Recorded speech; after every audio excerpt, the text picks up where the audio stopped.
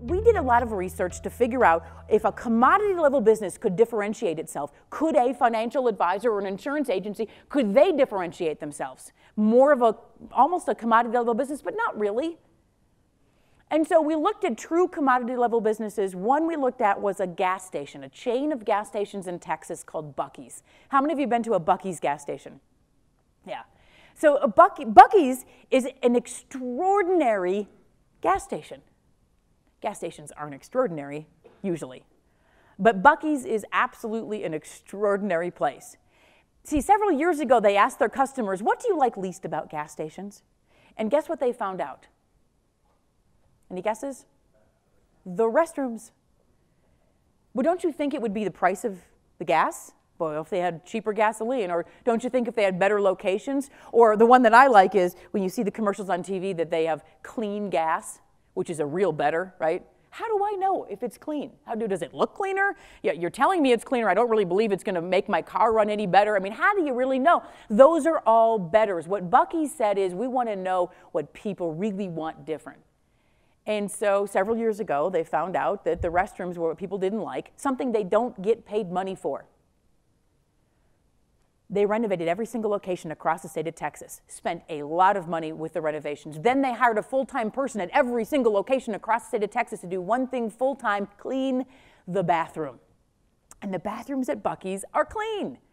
In fact, the first time I went to a Buc-ee's, I'm walking through, I go to the restroom, I open the door, and I stop cold because there are women sitting on couches with a fireplace in the middle of them. They're reading books and hanging out, and I'm thinking, where have I arrived? Is this the Twilight Zone? Women, when we get handed a key to go around the side of the, we're holding our breath the entire time. We're not sitting around reading. We're not even bringing our book anywhere near the bathroom. And so there's people hanging out in there. I'm thinking, oh my gosh. And Buc-ee's knew when they did this that they had something different. They had something that was unique. But they could let the word get around slowly, like it would have. If we got something good, people are going to talk about it just like they do about you. But are we really going to get that word around, or is it going to just slowly filter? And they decided, you know what, we're going to exploit our uniqueness. We're going to put up billboards across the state of Texas that talk about the things that we do differently at this gas station. And here's one of the billboards they put up. Only 262 miles to Buc-ee's, you can hold it.